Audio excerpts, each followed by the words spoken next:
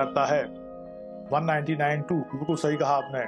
Yes yes yes 199 first 2। Hardev good evening to all, सबका स्वागत है आज की स्ट्रीम में। आज हम सीआरपीसी के सेक्शन 199 2 पे देख रहे हैं, है ना। Good evening Sunanda. हाँ okay. Madhya Pradesh high junior service prelim 2016 में क्वेश्चन आया था ना, कल अपन इसको देख लिया था। अब आगे चलेंगे यार। Now question number 35।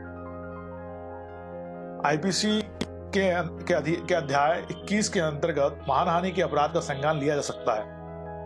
Police report पर, पीड़ित व्यक्ति द्वारा परिवाद पर, स्वतः न्यायालय द्वारा उपरोक्त सभी। Give the right answer. Time starts now. 35। UP civil जज 2013 और यूपी एपीओ प्रीलिम्स 2015 में क्वेश्चन पूछा गया था।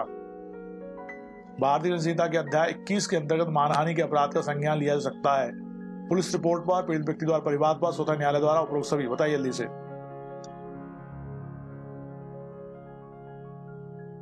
ओके 35 का बी कहा पुखराज ने।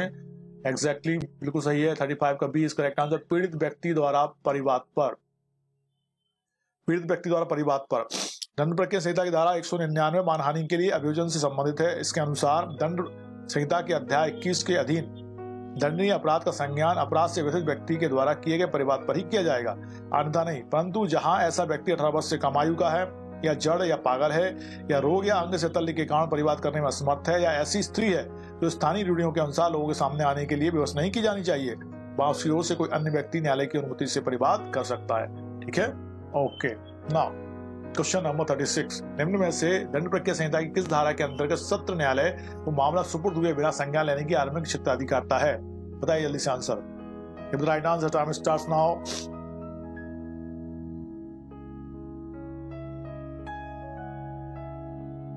Good evening Bharat. Give the right answer fast. Good evening Bharat. आगे चलो। क्वेश्चन नंबर 36 आंसर दो। 36 का ए। हाँ यस, ये इज करेक्ट आंसर। अभी अपन ने इसको देख लिया था शायद, है ना। सेक्शन 199 क्लॉज 2 ये रिपीट हो गया है, कोई बात नहीं। चलिए क्वेश्चन नंबर 37। अच्छा ये भी रिपीट हो गया है। इसमें भी अध्याय 21 के अंतर्गत मानहानि के अपराध संज्ञान लिया सकता है पीड़ित व्यक्ति के परिवाद पर। यदि वो जड़ है, मूर्ख है, या छोटा बच्चा 18 वर्ष से, या स्त्री है जो पर्दानशीन है, तो उसकी ओर से कोई अन्य न्यायालय की अनुमति से ला सकता है, परिवाद ला सकता है। ओके हाँ क्वेश्चन नंबर 38। भारतीय संहिता की धारा 376 खा बा बी के अंतर्गत दंडनीय अपराध का पति के विरुद्ध संज्ञान किसी न्यायालय द्वारा नहीं किया जाएगा जब तक कि परिवाद पेश नहीं किया जाता। पत्नी के पिता के द्वारा, पत्नी के रिश्तेदार द्वारा, उसकी पत्नी द्वारा, किसी एनजीओ द्वारा। बताइए। 38 ये पूछा गया था आपका राजस्थान एपीओ 2015 में। आईपीसी की धारा 376 बी के अंतर्गत दंडनीय अपराध का पति के विरुद्ध संज्ञान किसी न्यायालय द्वारा नहीं लिया जाएगा जब तक कि परिवाद पेश नहीं किया जाता है। पत्नी के पिता द्वारा, पत्नी के रिश्तेदार द्वारा, उसकी पत्नी द्वारा, किसी एनजीओ द्वारा। बताइए जल्दी से आंसर। 38 का 38 का आंसर दो बेटा फटाफट। ओके 38 का सी कहा है पुखराज ने, और भरत ने, राहिल ने 37 का ए कहा है। ए नहीं, हाँ 38 का सी है। उसकी पत्नी के द्वारा परिवाद किया जाना चाहिए। बिल्कुल सही।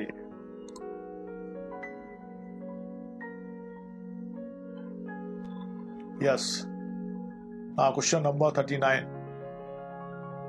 सीआरपीसी की धारा 199 क्लॉज 2 के अंतर्गत संस्थित मामले में अपनाई गई विचारण प्रक्रिया होती है। सत्र विचारण, पुलिस रिपोर्ट के आधार पर संस्थित वारंट विचारण, पुलिस रिपोर्ट से अन्यथा संस्थित वारंट विचारण, समन विचारण। बताइए जल्दी से। गुड इवनिंग रोशन मिश्रा। 39 का आंसर दो। Question number 39। राजस्थान जेएलओ 2014 में क्वेश्चन पूछा गया था। दंड प्रक्रिया संहिता की धारा 199 क्लॉज 2 के अंतर्गत संसदीय मामले में अपनाई गई विचारण प्रक्रिया होती है। सत्र विचारण, पुलिस रिपोर्ट के आधार पर संसदीय वारंट विचारण, पुलिस रिपोर्ट से अन्यथा संसदीय वारंट विचारण और समन विचारण। 39 का क्या दिया आपने आंसर? पुखराज ने कहा 39 का सी। बिल्कुल सही पुखराज, एग्जैक्टली। पुलिस रिपोर्ट से अन्यथा संसदीय वारंट विचारण।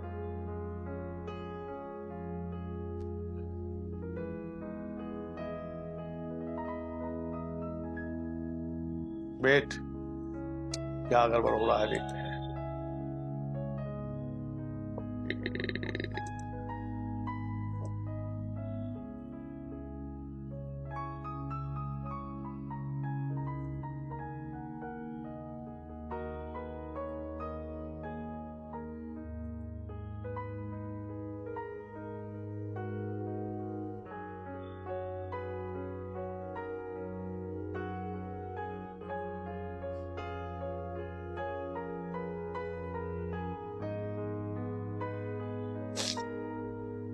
यस,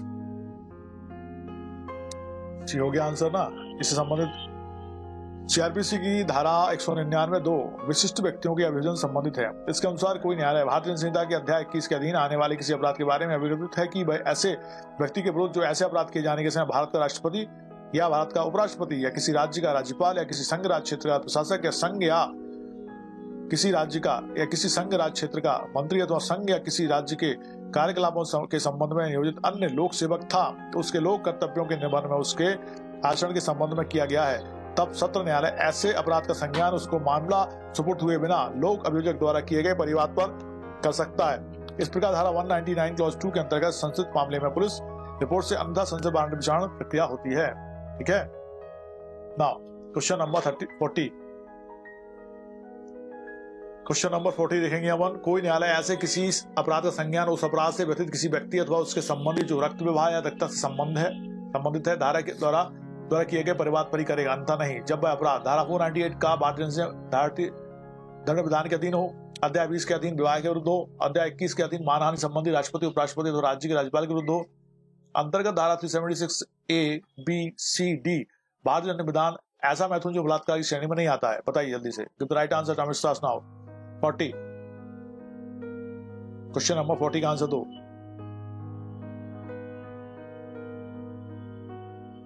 एमपीएपीओ 1993 में क्वेश्चन पूछा गया था।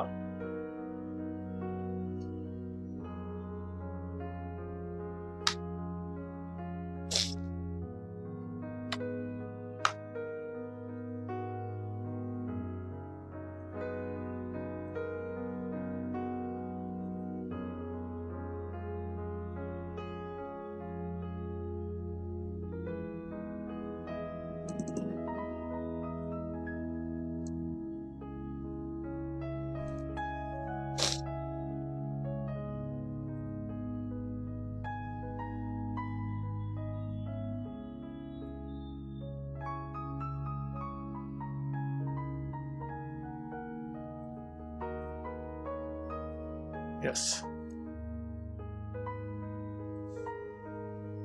क्या आंसर दिया 40 का आपने? राजा साहब भी कह रहे नमस्कार सर। नमस्कार राजा भैया। ए इज करेक्ट आंसर। 40 का ए जिसने भी दिया है बिल्कुल सही है। ए किसी ने नहीं दिया आंसर, है ना। धारा 498 भारतीय दंड विधान के अधीन हो, सेक्शन 498A भारतीय दंड विधान के अधीन हो। क्वेश्चन नहीं पढ़ा आपने। कोई न्यायालय ऐसे किसी अपराध संज्ञान उस अपराध से व्यतीत किसी व्यक्ति अथवा उसके संबंधी जो रक्त विवाह या दत्तक संबंधित द्वारा किए गए परिवाद पर ही करेगा, अन्यथा नहीं। जब वह अपराध सेक्शन 498A आईपीसी के अधीन हो। ये सेक्शन 498 की परिभाषा में ही है ना, तो ये देख लेना। 40 का ए इज करेक्ट आंसर। अमन, सुनंदा, रोशन, हरदेव, पुखराज और राजा, एवरीबॉडी इसको देखेंगे ध्यान से। Question number 41। आईपीसी की धारा 498A के अधीन दंडनीय अपराध का संज्ञान लिया जा सकेगा पुलिस रिपोर्ट पर अपराध से व्यतीत व्यक्ति द्वारा परिवाद पर, अपराध से व्यतीत व्यक्ति के पिता, माता, भाई या बहन के परिवार पर, उपरोक्त सभी के आधार पर। बताइए 41।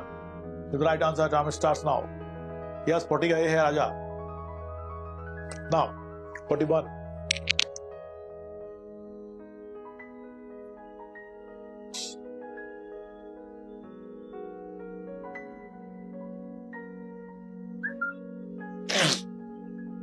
Question number 41।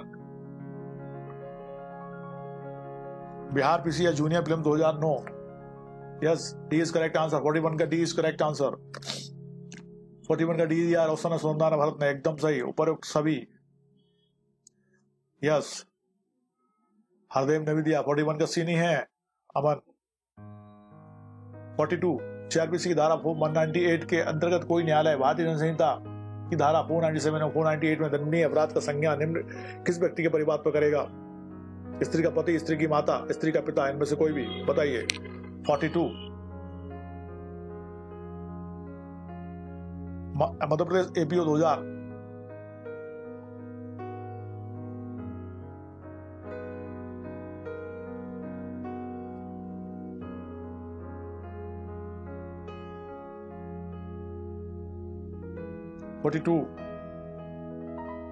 MP APO 2000।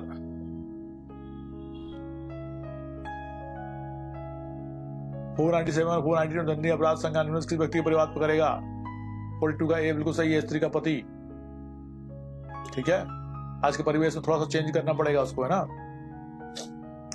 Question number 43, अपराध जिसका विचार सिर्फ परिवार पर ही हो सकता है। चोरी, बलात्कार, विवाह के विरुद्ध अपराध, आपराधिक मानववध। अपराध जिसका विचार सिर्फ परिवार पर ही हो सकता है, परिवार मतलब कंप्लेंट, बताइए। चोरी, बलात्कार, विवाह के विरुद्ध अपराध, आपराधिक मानववध। क्वेश्चन नंबर 43, राजस्थान जेएलओ 2014, ऐसे कौन से अपराध हैं जो सिर्फ परिवार पर ही विचारणा होगा उनका? यस, सुनंदा ने कहा 43 का भी बिल्कुल सही सुनंदा, एग्जैक्टली, विवाह के विरुद्ध अपराध।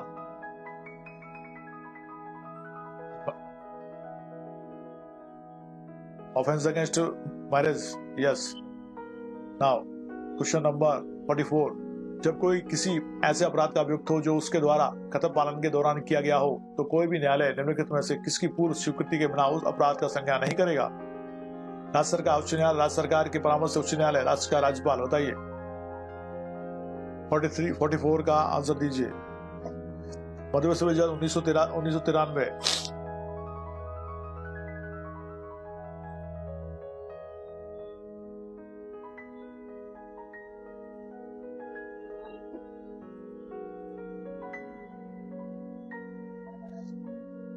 का ए, मध्यप्रदेश विभाजन 1993, ये इज करेक्ट आंसर। राज्य सरकार, बिल्कुल सही कहा आपने। State government, state government. CrPC 1973 की धारा 197 के अनुसार जहां कोई अपराध लोक सेवक द्वारा अपने कर्तव्य का निर्वहन करते हुए किया गया हो, तो उसका अभियोजन संबंधित सरकार की पूर्व मंजूरी के बिना नहीं किया जाएगा, है ना। स्टेट गवर्नमेंट की पूर्व मंजूरी के बिना नहीं किया जाएगा। Yes, exactly. Now question number 45, CrPC की किस धारा में विवाह के विरुद्ध अपराध के लिए अभियोजन के संबंध में प्रावधान है? सेक्शन 198, 196, 199, 197, अभी अपन ने देखा था। सीआरपीसी किस धारा में विवाह के विरुद्ध अपराध के लिए अभियोजन के संबंध में प्रावधान है? 198, 196, 199, 197, बताइए जल्दी से। 45, यूपी एपीओ 2002 और 2015, उत्तराखंड एपीओ 2010 और उत्तराखंड सिविल जज 2009।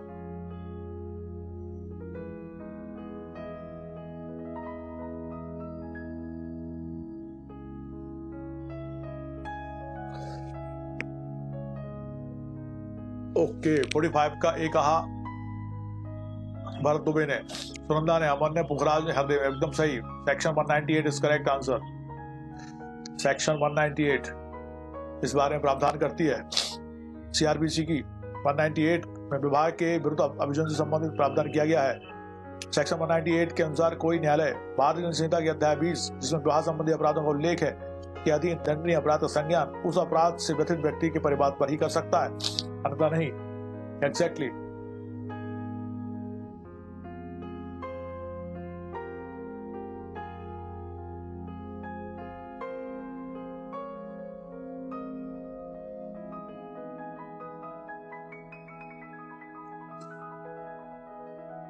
क्वेश्चन नंबर 46, मजिस्ट्रेट किसी अपराध का परिवाद प्राप्त करने पर ए उसे निरस्त कर देगा यदि वह उस अपराध का संज्ञान करने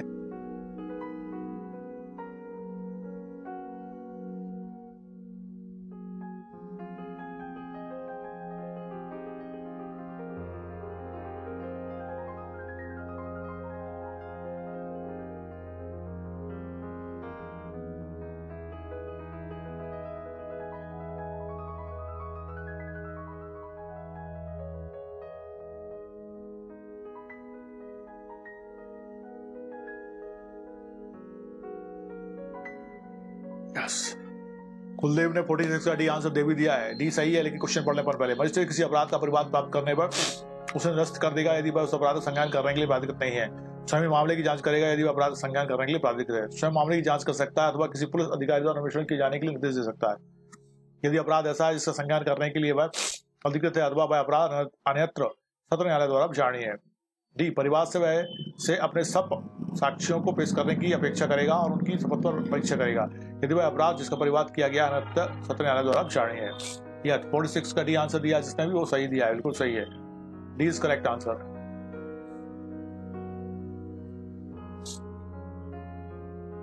बिल्कुल सही कहा आपने। सीआरपीसी 1973 की धारा 202 की उपधारा 2 के पंक्तुक के अनुसार किसी अपराध का परिवाद प्राप्त होने पर यदि मजिस्ट्रेट को प्रतीत होता है कि वह अनन्यता सत्र न्यायालय द्वारा विचारणीय है तो वह परिवादी से साक्ष्यों को पेश करने की अपेक्षा करेगा और उनकी शपथ पर परीक्षा करेगा। बिल्कुल सही, 46 का डी इज करेक्ट आंसर। 47, यदि मजिस्ट्रेट को प्रतीत होता है कि वह अपराध जिसका परिवाद किया गया अनन्यता सत्र न्यायालय द्वारा विचारणीय है, तो वह धारा 202 दंड प्रक्रिया संहिता के अंतर्गत अभियुक्त के विरुद्ध आदेश जारी किए जाने को मुलतवी कर मामला सत्र न्यायालय को सुपुर्द करेगा। किसी पुलिस अधिकारी को अनुपस्थित करने जाने के लिए निर्देश दे सकेगा। परिवादी से अपने सभी साक्ष्यों पेश करने की अपेक्षा करेगा और उनकी शपथ परीक्षा करेगा। परिवाद को सत्र न्यायालय के समक्ष प्रस्तुत हेतु वापस कर देगा। बताइए। सॉरी सर, मैं क्लास अटेंड नहीं कर पा रही हूँ, कल से करूंगी। ओके, आप ठीक तो हो? तबीयत ठीक है ना? ठीक है, कोई बात नहीं कर पा रही तो ओके। पूजा 47 का आंसर दो फटाफट। Yes, C is correct answer. Madhya Pradesh civil 1986-1996 परिवादी से अपने सभी साक्ष्यों को पेश करने की अपेक्षा करेगा, उनकी शपथ को परीक्षा करेगा। यस। 19 की उपधारा 2 के प्रबंधों के अनुसार मजिस्ट्रेट को प्रतीत होता है कि अपराध से परिवाद किया गया अनन्यता न्यायालय द्वारा विचारणीय है, तो वह परिवादी से अपने सब साक्ष्यों को पेश करने की अपेक्षा करेगा और उनकी शपथ परीक्षा करेगा। ठीक है, सी इज करेक्ट आंसर। 47 का C is correct answer. Now question number 48, CrPC की निम्नलिखित कौन सी धारा में मजिस्ट्रेट परिवाद को खारिज करेगा? सेक्शन 202, 203, 201 उपरोक्त में से कोई भी नहीं। बताइए जल्दी से आंसर 48 का। राजस्थान एपीओ 2015 और Uttarakhand PCS junior prelims 2013।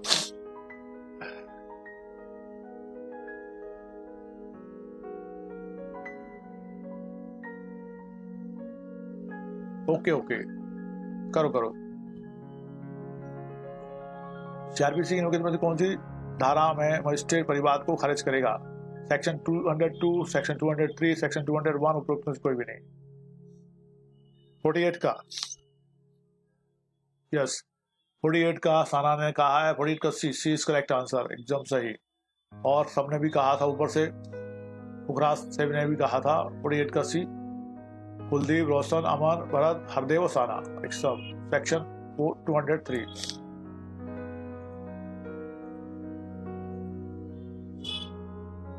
Question number 49, CrPC की 1973 कौन सी धारा पीठासीन अधिकारी को अधिकार देती है कि वह साक्ष्यों के बयानों को दर्ज करने के समय अभियुक्त को व्यक्तिगत उपस्थिति से माफी दे सकता है?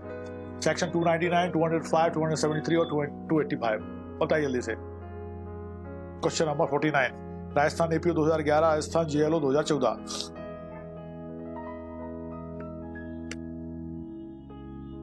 का आंसर दीजिए फास्ट। यस, मुखराज ने कहा 49 का सी, बिल्कुल सही पूरा। Section 205 is right answer. CrPC की सेक्शन 205 मजिस्ट्रेट द्वारा अभियुक्त को व्यक्तिगत हाजिरी से अभियुक्ति देने धारा 273 शपथ का अभियुक्त की उपस्थिति में किए जाने और धारा 285 कमीशन जारी करने तथा 299 अभियुक्त की अनुपस्थिति में साक्ष्य के अभिलेख किए जाने संबंधित हैं।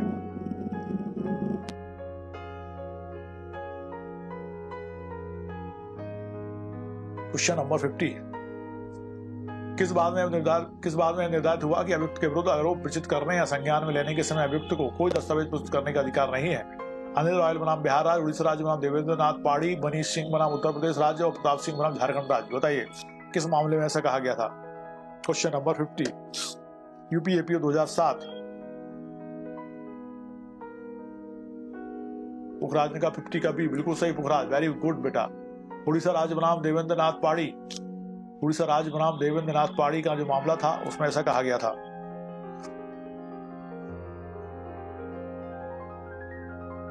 यस, और कोई ने नहीं कहा क्या? अब इसको हटा देता हूं, जल्दी से बताओ आंसर कौन है? बता रहा 50 का भी, साना ने भी कहा 50 का भी। ओके रसाना।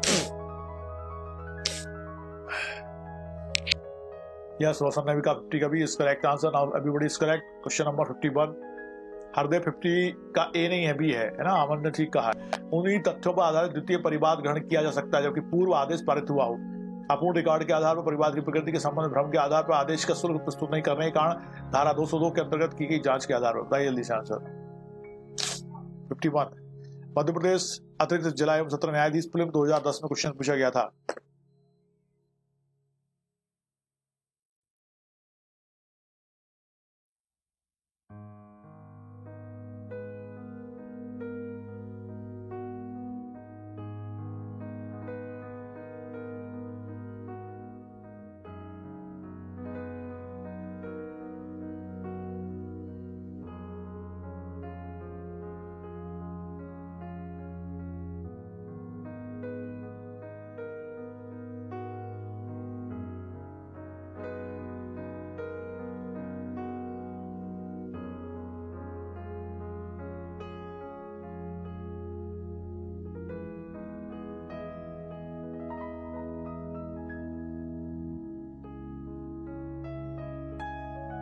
51 का आंसर है सी, आदेश का शुल्क प्रस्तुत नहीं करने के कारण।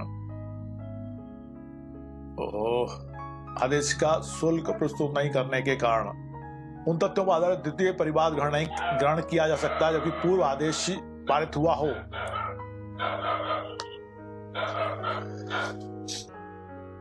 प्रथमनाथ तालुकदार बनाम सरोज रंजन सरकार AIR 1962 सुप्रीम कोर्ट के बाद के अनुसार द्वितीय परिवाद किए जाने की आपवादिक परिस्थितियां इस प्रकार है। नंबर 1, जहां परिवाद का खारिज अपूर्ण अभिलेख पर हो। नंबर B, जहां परिवाद का खारिज परिवाद की प्रकृति को गलत समझने के कारण अनुचित खारिज हो गया हो। और तीसरा, जहां पूर्ववर्ती परिवाद में सम्यक सतर्कता के बावजूद नूतन तथ्यों के अभिलेख में पेश नहीं किए जा सके थे। तो आदेश का शुल्क प्रस्तुत नहीं करने के कारण हो सकता है ना, तो इसलिए 51 का क्या है, सी इज करेक्ट आंसर। अब CRPC की धारा 206 में विशेष समन किसके द्वारा जारी किया जा सकता है? मजिस्ट्रेट के द्वारा, सेशन न्यायालय के द्वारा, मजिस्ट्रेट व सेशन न्यायालय दोनों के द्वारा, उच्च न्यायालय के द्वारा। बताइए। 52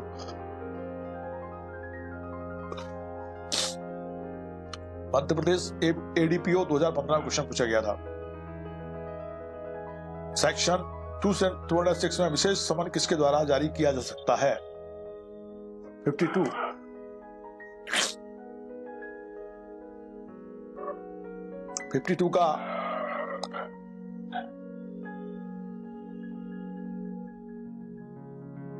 का A is correct answer. Magistrate के द्वारा। CRPC की धारा 206 के छोटे अपराधों के मामले में विशेष समन से संबंधित है। इसमें मजिस्ट्रेट द्वारा समन जारी किया जाता है। ऐसे 52 का A is correct answer, magistrate द्वारा। ठीक है, सी नहीं है इसका answer. Yes. Question number 53, section 207 या 208 CRPC के अंतर्गत अभियुक्त को प्रतिलिपियां प्रदान की जाती हैं मजिस्ट्रेट द्वारा, सहायक लोक अभियोजक द्वारा, परिवादी द्वारा, पुलिस थाने के भार साधक अधिकारी के द्वारा। बताइए कौन करेगा? 53 उत्तराखंड APO 2010, मध्य प्रदेश APO 1995।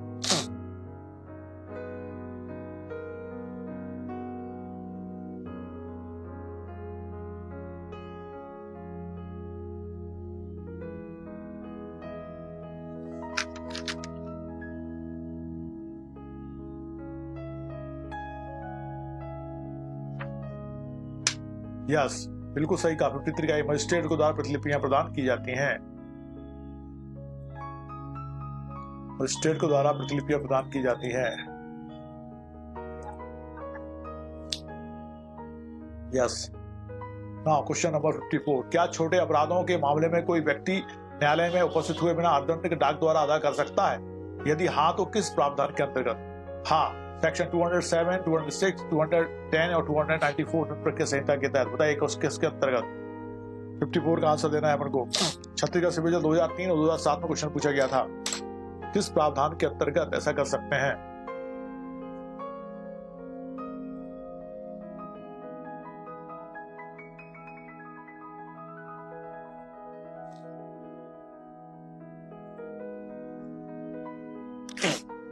$54 का बी, यस करेक्ट। CRPC 1973 की धारा 206 के अनुसार यदि किसी छोटे अपराध का संज्ञान करने वाले मजिस्ट्रेट की राय है कि मामले को संक्षिप्त निपटाया जा सकता है तो वह अभियुक्त से अपेक्षा कर सकेगा कि यदि वह उसके समक्ष हाजिर हुए बिना दोषी होने का विभाग करना चाहता है तो वह अविभाग और समन में निर्दिष्ट जुर्माने की रकम डाक या संदेश वाहक द्वारा निश्चित तारीख से पूर्व न्यायालय में भिजवा दे या भेज दे। सेक्शन 54 का बी हो गया। सेक्शन 206 इस बारे में बात कर रहा है। 54 का B is correct answer, not C. Hardev Rekha, B is correct answer ना, सेक्शन 206। ना क्वेश्चन नंबर 55, CRPC की धारा 206 के अंतर्गत छोटे अपराधों के लिए जुर्माने की अधिकतम राशि है 100 रुपए, 1000 रुपए, 500 रुपए, 2000 रुपए। बताइए जल्दी से क्या है?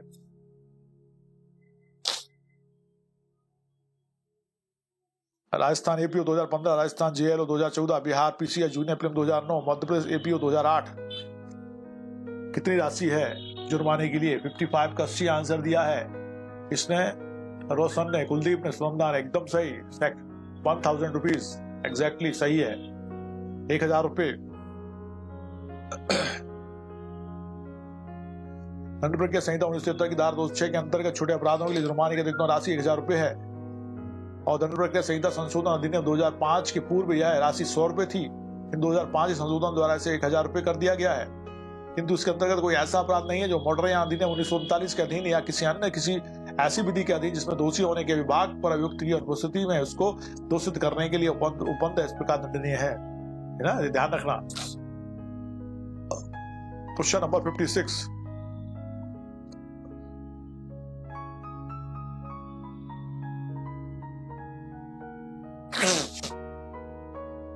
Question number 56। यदि किसी विचारण कार्रवाई में अभियुक्त दोषी होने का विभाग करता है तो विचारणकर्ता न्यायालय उसके अभिवचन के आधार पर उसे दोषित कर सकेगा, उसके अभिकथन के आधार पर दोषित नहीं करेगा। यदि अभियुक्त के अभिवचन के आधार पर दोषित नहीं किया जाता है तो साक्ष्यों के परीक्षण की तारीख नियत करेगा। उपरोक्त में से कोई विकल्प सही नहीं है, बताइए जल्दी से। 56 का 56 का आंसर देना है हमको। यह आया था मध्य प्रदेश एपीओ 1993 में। 56 का ये कहा है, किसने कहा है? रोशन ने, कुलदीप ने। और अमन ने भी कहा, सोमदान ने 56 का ए इज करेक्ट आंसर। उसके अभिवचन के आधार पर उसे दोष सिद्ध कर सकता है, उसके अभिवचन के आधार पर उसे दोष सिद्ध कर सकेगा।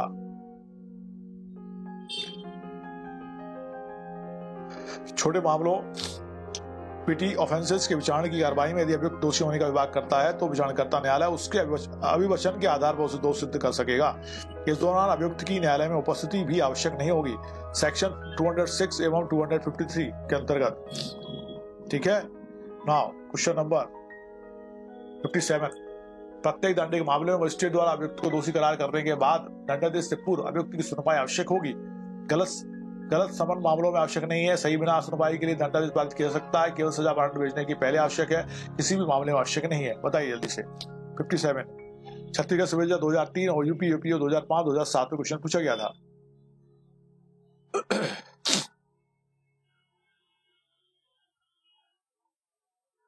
फिफ्टी सेवन का ए आंसर किसने दिया है? भरत ने और रोशन ने। बिल्कुल सही, ए इज करेक्ट आंसर। गलत समन मामलों में आवश्यक नहीं है। यस।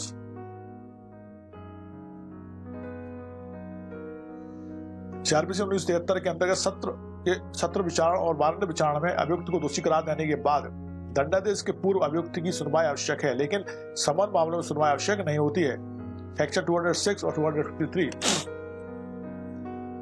ठीक है। Now question number 58।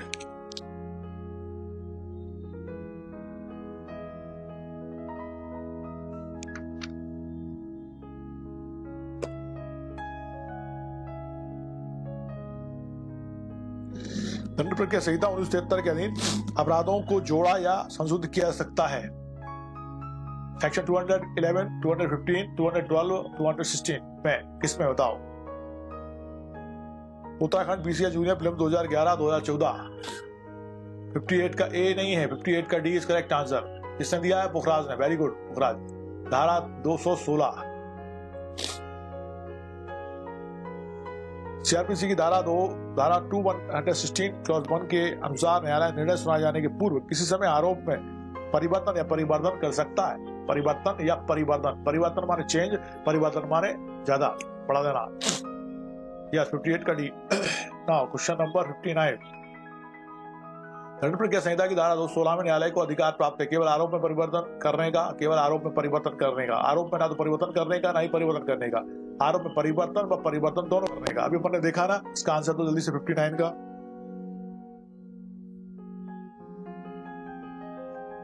Madhya Pradesh अतिरिक्त जिला एवं सत्र न्यायाधीश फिल्म 2017 में क्वेश्चन पूछा गया था। 59।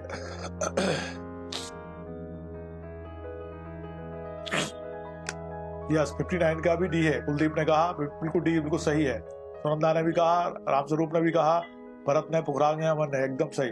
आरोप में परिवर्तन व परिवर्तन दोनों कर सकता है, अपन अभी देखा था, section 216 clause 1। Now question number 60। न्यायालय विरचित किए गए आरोप में परिवर्तन कर सकता है। अभियोजन साक्ष्य के प्रारंभ होने के पूर्व, बचाव पक्ष साक्ष्य के प्रारंभ होने के पूर्व, धारा 313 सीआरपीसी के अंतर्गत अभियुक्त परीक्षण के पूर्व, निर्णय सुनाए जाने के पूर्व, कभी भी। बताइए 60। मध्य प्रदेश विभाजन 2017 और उत्तराखंड पीसीए जूनियर्स 2005-2015 में पूछा गया था। कब आरोप में परिवर्तन कर सकता है? न्यायालय विस्तृत किए गए आरोप में परिवर्तन कर सकता है। कब? सृष्टि का डी कहा सुनंदा ने, बिल्कुल सही सुनंदा, और कुलदीप ने भी। निर्णय सुने जाने के पूर्व कभी भी, yes, D is correct answer. CrPC की धारा 216(1) के अनुसार न्यायालय निर्णय सुनाए जाने के पूर्व किसी भी समय आरोप में परिवर्तन या परिवर्तन कर सकता है। Hardev, everybody is correct. Now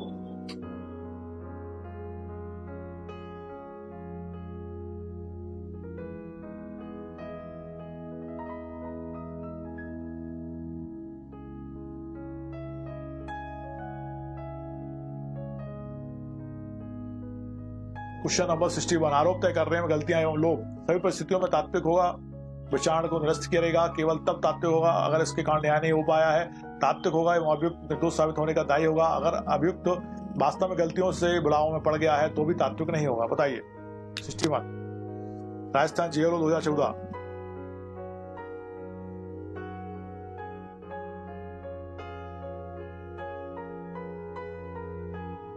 exactly 61 का बी, केवल तभी तात्विक होगा जब इसके कारण न्याय नहीं हो पाया है, और न्याय हो गया है तो फिर कुछ नहीं होगा।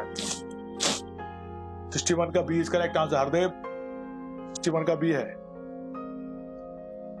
सीआरपीसी 1973 की धारा 215 के अनुसार आरोप तय करने में गलतियां एवं लोभ केवल तभी तात्विक होगा अगर इसके कारण न्याय नहीं हो पाया है। ठीक है। क्वेश्चन नंबर 62, निम्न किस परिस्थिति में आरोप में अपेक्षित विशिष्टों की गलती का प्रभाव तात्विक माना जाएगा? जब सह अभियुक्त की मृत्यु हो जाए, जब अभियुक्त उस गलती से भुलावे में पड़ जाए, जब कोई महत्वपूर्ण साक्षी पक्षद्रोही आ जाए, जब अभियुक्त को फरार घोषित किया जाए। बताइए जल्दी से। 62, राजस्थान जुडिशरी सर्विसेज प्रीलिम्स 2016।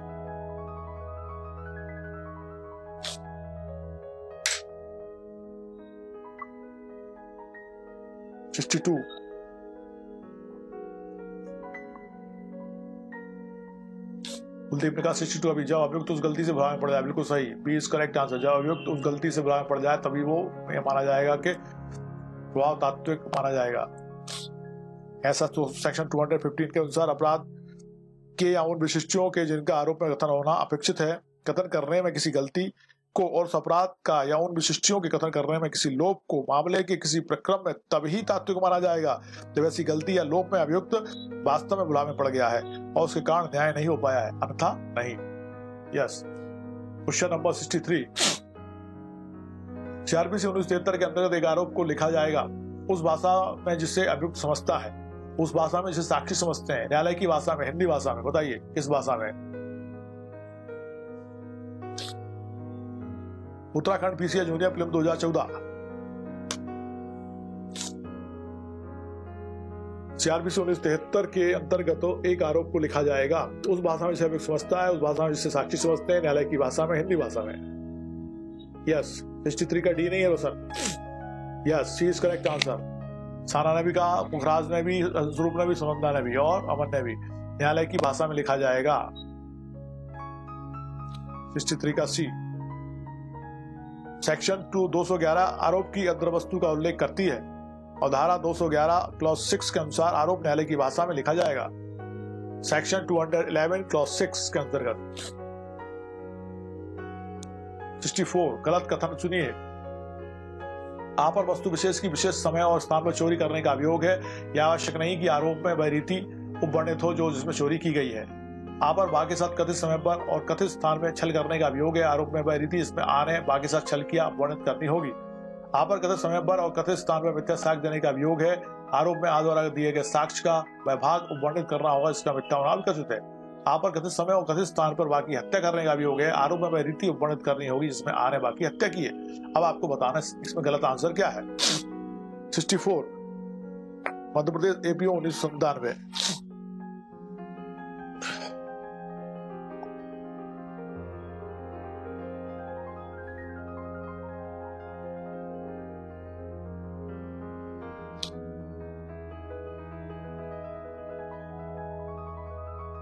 गलत कथन बताइए।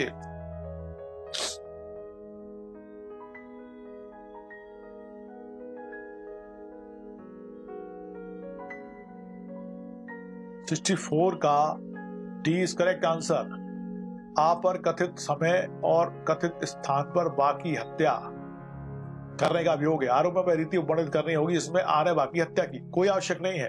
हत्या शब्द से स्पष्ट है उसकी परिभाषा। एक्चुअल में सेक्शन 213 सीआरपीसी के अनुसार जब मामला इस प्रकार का है कि अभियोग में विशिष्टियां आरोप की पर्याप्त सूचना नहीं देती हैं, है ना, पर्याप्त सूचना नहीं देती हैं, तो अपराध करने की रीति को आरोप में अंतर्विष्ट करना होता है। दृष्टांत सी सेक्शन 213। लेकिन हत्या शब्द आया है तो उसमें जरूरत नहीं है बताने की हत्या मतलब क्या। D is correct answer. 65 विचारणा के दौरान मजिस्ट्रेट यह पाता है कि अपराध का विचारण सेशन न्यायालय द्वारा किया जाना चाहिए, तब वह मामले को सुपुर्द करने की कार्रवाई संहिता की किस धारा में करेगा। सॉरी, सेक्शन 209, 325, 323 इनमें से कोई भी नहीं। बताइए। 65 मध्य प्रदेश विभाजन 2011, राजस्थान एपीओ 2015। विचारण के दौरान मजिस्ट्रेट यह पाता है कि अपराध का विचारण सेशन न्यायालय द्वारा किया जाना चाहिए, तब वह मामले को सुपुर्द करने की कार्रवाई संहिता किस धारा में करेगा। 65 का बी कह रहे हैं कौन? कुलदीप ने कहा 65 का ए इज करेक्ट आंसर। अमन ने भी कहा सेक्शन 209। जब पुलिस रिपोर्ट पर याचिका संशोधित किसी मामले में अभियुक्त मजिस्ट्रेट के समक्ष हाजिर होता है या लाया जाता है और मजिस्ट्रेट को यह प्रतीत होता है कि अपराध अन्यथा सेशन न्यायालय में विचारणीय है, तो मजिस्ट्रेट मामले को सत्र न्यायालय को सुपुर्द करेगा। Section 209 is correct answer. Question number 66 magistrate द्वारा कोई मामला सेशन न्यायालय को सुपुर्द किया जा सकता है। 209 एवं धारा 323 दंड की संहिता के अधीन, सेक्शन 209 एवं धारा 325 दंड की संहिता के अधीन, सेक्शन 208 एवं धारा 323 दंड की संहिता के अधीन, धारा 208 एवं धारा 325 दंड प्रक्रिया संहिता के अधीन किसके अंतर्गत बताओ जल्दी से। 66 राजस्थान जेएलओ 2014।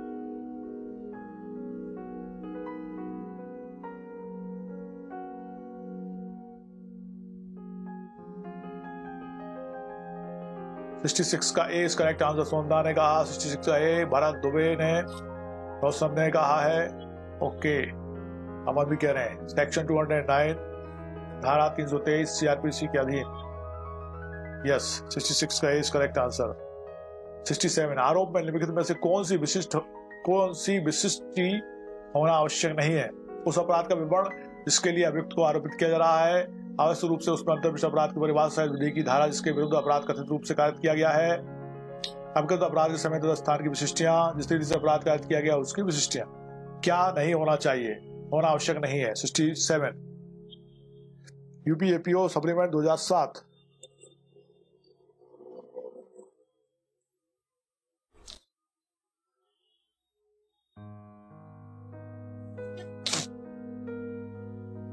यस 67 का बी रोशन इज करेक्ट। आवश्यक रूप से उसमें अंतर्विष्ट अपराध की परिभाषा सहित विधि की धारा जिसके विरुद्ध अपराध कथित रूप से कारित किया गया हो, आवश्यक नहीं है। 67 का बी सीआरपीसी 1973 की धारा 211 के अनुसार उस अपराध के विवरण दिया जाना चाहिए जिसके लिए अभियुक्त को आरोपित किया जा रहा है। धारा 212 के अनुसार आरोप में कथित अपराध के समय तथा स्थान की विशिष्टियां दी जानी चाहिए और धारा 213 के अनुसार आरोप में कब अपराध की प्रीति या उल्लेख किया जाना चाहिए इससे संबंधित है ना। इसलिए आवश्यक रूप से उसमें अंतर्विष्ट अपराध की परिभाषा सहित विधि की धारा इसके विरुद्ध अपराध कथित रूप से कारित किया गया है। 67 का बी। Question number 1। कल के सेशन के क्वेश्चन खत्म हो गए हैं, अब के आज के सेशन के क्वेश्चन अपने स्टार्ट होते हैं। ठीक है।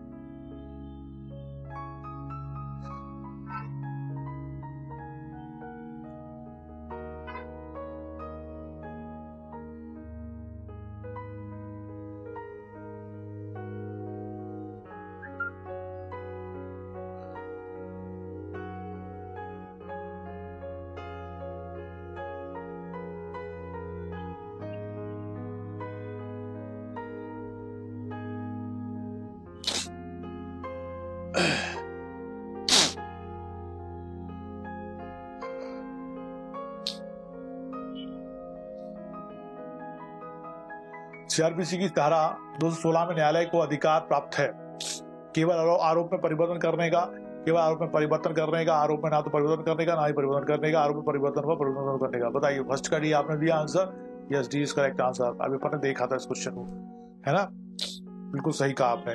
ये आया था मध्य प्रदेश अतिरिक्त जिला एवं सत्र न्यायाधीश फिल्म 2017 में। ठीक है, नाउ क्वेश्चन नंबर 2, न्यायालय विचित किए गए आरोप में परिवर्तन कर सकता है। अभियोजन साक्ष्य के प्रारंभ होने के पूर्व, बचाव साक्ष्य के प्रारंभ होने के पूर्व, धारा 203-213 दंड प्रक्रिया संहिता के अंतर्गत अभियुक्त परीक्षण के पूर्व, निर्णय सुनाए जाने के कभी भी पूर्व। तो उसका आंसर था 2 का डी, निर्णय सुनाए जाने के पूर्व कभी भी। अपन ने देखा था अभी हाल।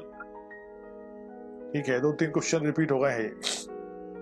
क्वेश्चन नंबर 3, सीआरपीसी 1973 के अधीन आरोपों को जोड़ा या संशोधित किया जा सकता है 211, 215, 212 और 216 में। इसमें बताइए जल्दी से।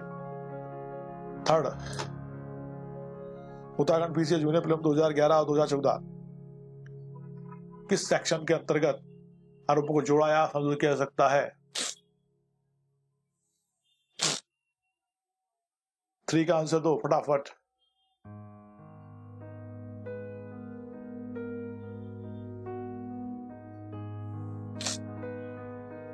थ्री का D is correct answer. Section 216 के अनुसार परिवर्तन और परिवर्तन किया जा सकता है। क्वेश्चन नंबर 4, निम्नलिखित व्यक्तियों पर एक साथ आरोप लगाया जा सकेगा, उनका एक साथ विचार किया जा सकेगा। नंबर ए, वे व्यक्ति जिन पर एक समान ऐसे अपराध का अभियोग है जो एक से अधिक संव्यवहारों के अनुरूप में किए गए हैं। वे व्यक्ति जिन पर एक संव्यवहार के अनुरूप में किए गए भिन्न आरोपों का अपराधों का अभियोग है। वे व्यक्ति जिन पर भिन्न संव्यवहारों के अनुक्रम पर एक ही अपराध का अभियोग है। और वे व्यक्ति जिन पर 12 मास की अवधि के अंदर संयुक्त रूप से उनके द्वारा किए गए किसी भी संख्या में किए गए समान अपराध का अभियोग है। बताइए जल्दी से। क्वेश्चन नंबर 4,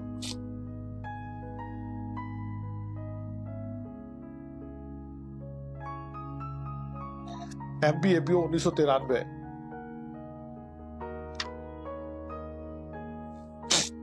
क्वेश्चन नंबर 4 का आंसर दीजिए फटाफट।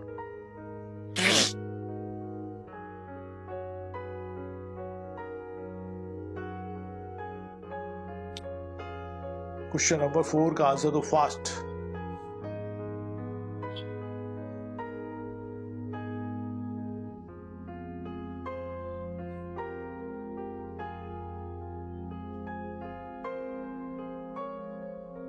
फोर का ए नहीं है, बी है। वे व्यक्ति जिन पर एक ही संव्यवहार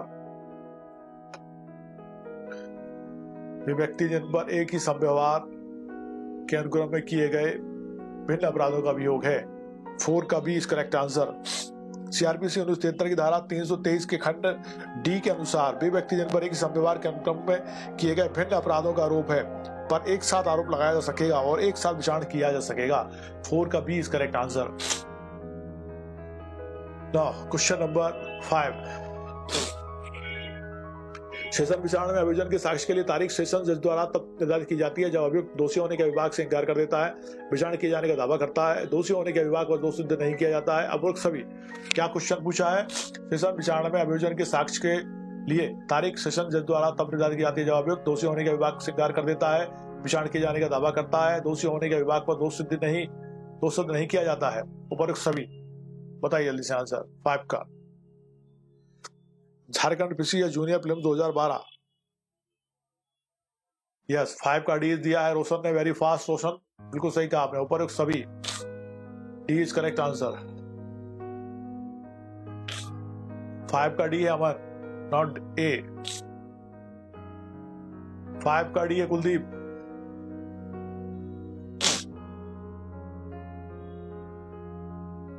रमदा ने कहा 5 का ए नहीं है, डी है, डी।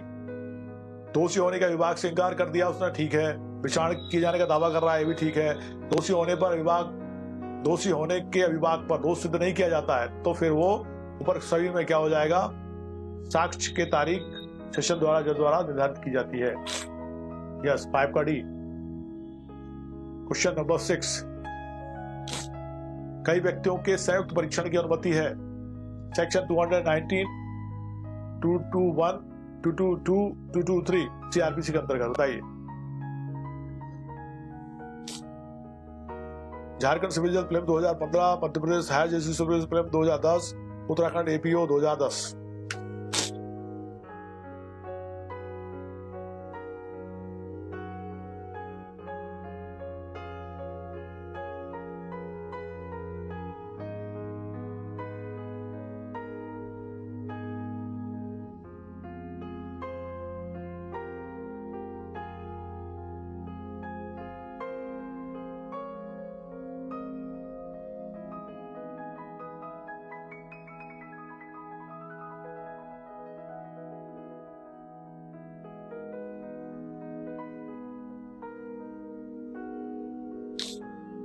6 का डी दिया है अमन ने, रोशन ने नहीं कहा, कुलदीप ने कहा है और स्वर्ण ने, यस, और शामस्वरूप ने भी कहा। D is correct answer. Section 223 223 CrPC के अंतर्गत, यस।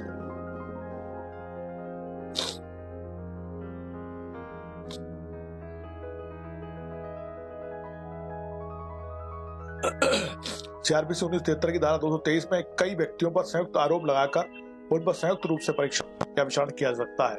सही है।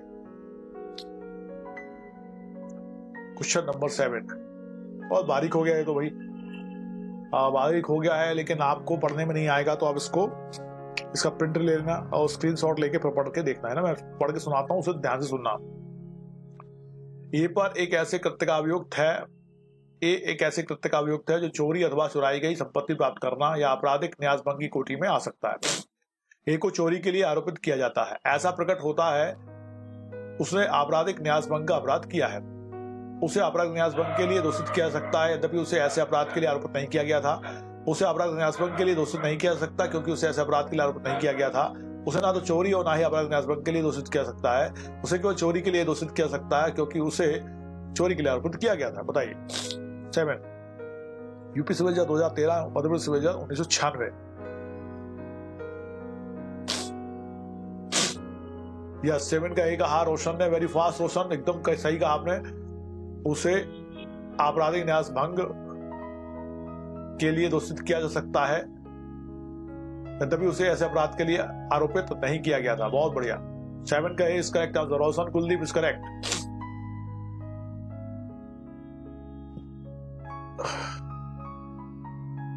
Question number 8। एक मजिस्ट्रेट के समक्ष आशपथ पर एक कथन करता है कि उसने बा को क्लब में सा को मारते देखा था। बाद में सत्र न्यायालय में यह शपथ पर कहता है कि बा ने सा को कभी नहीं मारा। क्या अभियोजन के पूर्व यह ज्ञात करना आवश्यक होगा कि दोनों में से कौन सा कथन मिथ्या था? आ को तभी सजा हो सकती है जब वह सिद्ध हो जाए कि दोनों में कौन सा कथन मिथ्या था। उसका अभियोजन विधि की दृष्टि से दोषपूर्ण होगा। डी, आप अनुकल्प में आरोप लगाया जा सकता है और चाहे यह न सिद्ध हो सके कि दोनों विरोधी कथनों में कौन सा कथन मिथ्या था, फिर भी उसे मिथ्या साक्ष्य देने का दोषी ठहराया जा सकता है। बताइए। Question number 8। Madhya Pradesh APO 1995। 8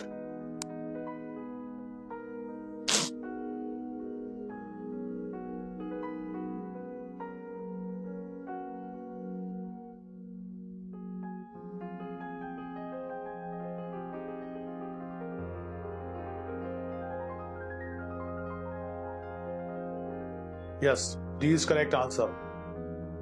आ पर अनुकल्प में आरोप लगाया जा सकता है और चाहे यह ना सिद्ध हो सके कि दोनों विरोधी कथनों में कौन सा कथन मिथ्या था, फिर भी उसे मिथ्या साक्ष्य देने का दोषी ठहराया जा सकता है। बिल्कुल 8 का डी इज करेक्ट आंसर।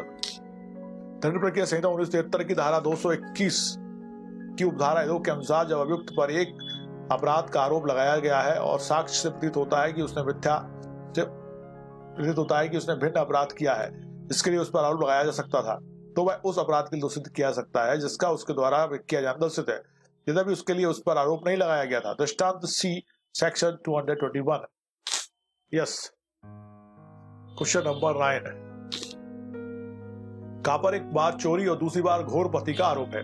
का पर चोरी करने और घोरपति का आरोप अलग अलग लगेंगे। बी पर चोरी और घोरपति के आरोप एक साथ लगेंगे। का चोरी और घोरपति के लिए विचारण एक साथ होगा। पर चोरी और घोरपति के साथ लगेंगे परंतु इनका विचारण अलग होगा। बताइए। 9 यूपी एपीओ प्रीलिम 2015, मध्य प्रदेश सिविल जज 1993।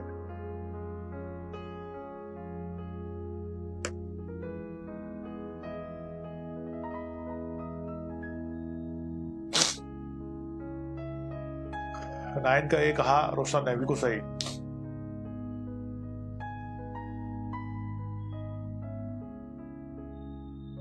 लगेंगे। और 473 की धारा 218 के अनुसार प्रत्येक सुविन अपराध के लिए पृथक आरोप होगा और प्रत्येक आरोप का विचारण पृथक किया जाएगा। 9 का A is correct answer.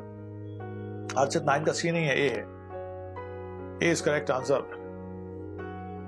Question number 10। CrPC की निम्न किस धारा में प्रावधानित किया गया है कि प्रत्येक सुविन अपराध के लिए जिसका किसी व्यक्ति पर अभियोग है पृथक आरोप होगा और ऐसे प्रत्येक आरोप का विचार पृथक तक किया जाएगा। 211, 218, 215, 220 अभी अपन ने देखा था। सेक्शन को जल्दी बताओ। उत्तराखंड पीसीएस जूनियर प्रीलिम 2015 किस सेक्शन के अंतर्गत?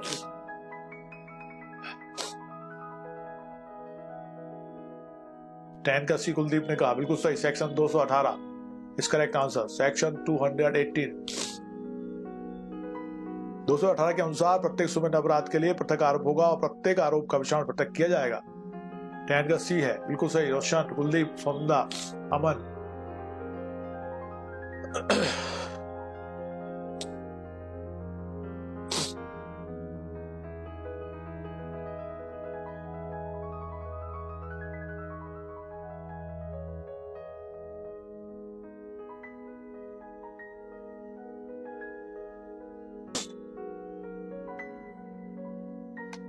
Okay, now question number 5।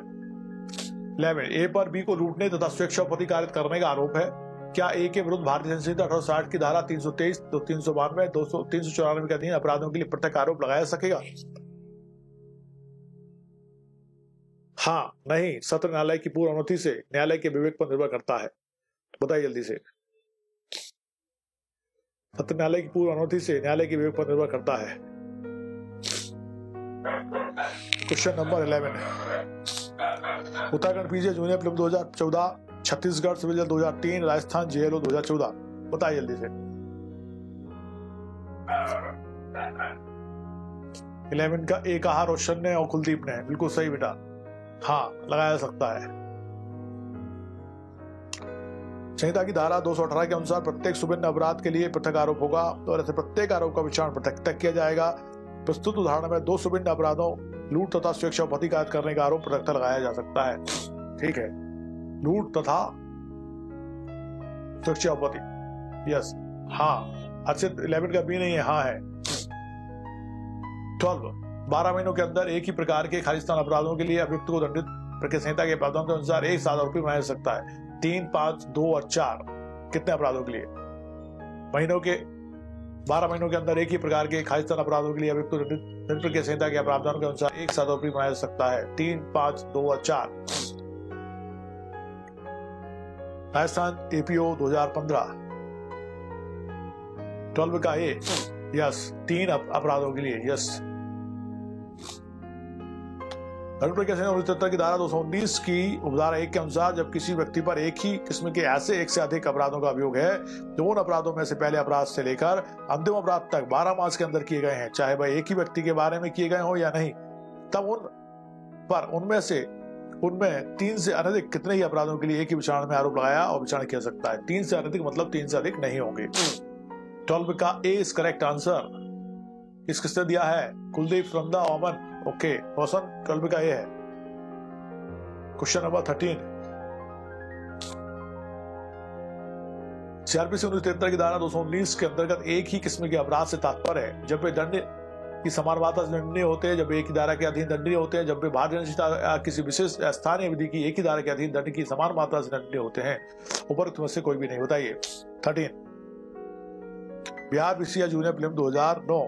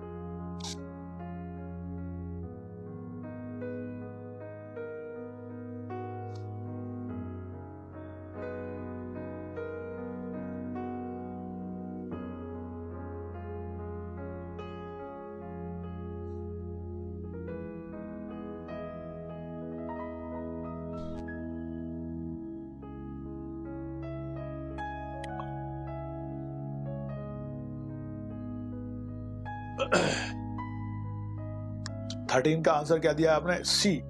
C is correct answer. जब वे भारतीय दंड संहिता या किसी विशेष स्थानीय विधि की एक ही धारा के अधीन दंड की समान मात्रा दंडनीय होते हैं। बिल्कुल सही, 13 का C is correct answer. CrPC 19 की धारा 219 की उपधारा 2 के अनुसार अपराध एक ही किस्म के तब होते हैं जब वे भारतीय दंड संहिता या किसी विशेष या स्थानीय विधि की एक ही धारा के अधीन दंड की समान मात्रा में दंडनीय होते हैं। यस। Now question number 14। प्रत्येक सुविन अपराध के लिए जिसका किसी व्यक्ति पर आरोप है पृथक आरोप होगा। इस नियम का अपवाद दंड प्रक्रिया संहिता की किन धाराओं में है? सेक्शन 219 में, 220 और 222 धाराओं में, 219, 220 और 222 धाराओं में, 219, 220, 221 और 223 धाराओं में। बताइए। 14 उत्तरांचल सिविल 2005।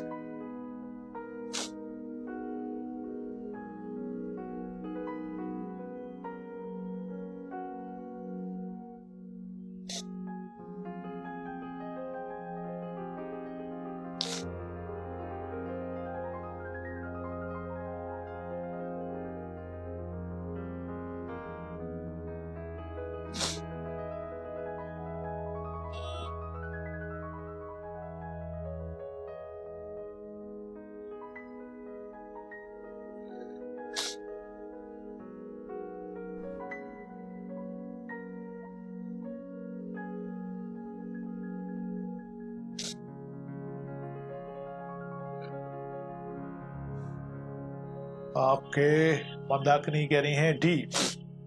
14 का डी इज करेक्ट आंसर बेटा। 219, 220, 221 और 223 धाराओं में। बिल्कुल सही कहा आपने, डी इज करेक्ट आंसर। प्रत्येक सुविन अपराध के लिए जिसका किसी व्यक्ति पर आरोप है पृथक आरोप होगा। इस नियम का अपवाद दंड प्रक्रिया संहिता की धारा 219, 220, 221 और 223 में संबंधित किया गया है 218 क्लास 2 के अंतर्गत। 14 का डी आंसर सबने दिया है लगभग। Now question number 15। सीआरपीसी की धारा 199 क्लॉज 2 के अंतर्गत संबंधित मामले में अपराध की विचारण प्रक्रिया होती है। सत्र विचारणा पुलिस रिपोर्ट के आधार पर संबंधित वारंट मामले का विचारण, पुलिस रिपोर्ट से अन्यथा संबंधित वारंट मामले का विचारण एवं समन विचारण। बताइए जल्दी से। 15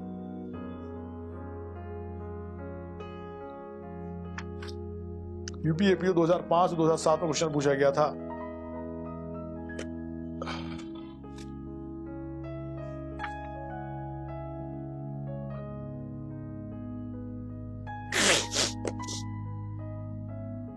या सुनंदाने का 15 का C is correct answer. Police report से अन्यथा संसद वारंट मामले का विचारण। बिल्कुल सही।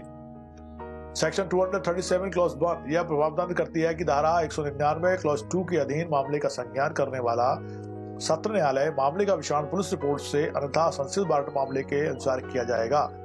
संहिता के अध्याय 19 धाराएं 244 से 250 पुलिस रिपोर्ट से अन्यथा संसद वारंट मामले के विचारण की प्रक्रिया प्रावधानित करती है। और सेक्शन 199 क्लॉज 2 राष्ट्रपति, उपराष्ट्रपति, लोक सेवक आदि की मानहानि से संबंधित है। 15 का C is correct answer. Now question number 16। Under which of the following provisions of the Code of Criminal Procedure 1973 can the accused file written statement in support of his evidence? Section 230 clause 2, 232 clause 2, 231 clause 2 और 233 clause 2. Under which of the following provisions of the Code of Criminal Procedure 1973 can be accused file written statement in support of his evidence, his defense? दे सकता है किसके अंतर्गत? बताओ। 16 बिहार अतिरिक्त जिला एवं सत्र न्यायाधीश 2016 में पूछा गया था। दंड प्रक्रिया संहिता 1973 की धारा 233 क्लॉज 2 के अनुसार यदि अभियुक्त कोई लिखित कथन देता है तो न्यायाधीश उसे अभिलेख में फाइल करेगा। Can the accused file written statement in support of his defence? Section 233 clause 2। 16 का डी। Section 233 clause 2।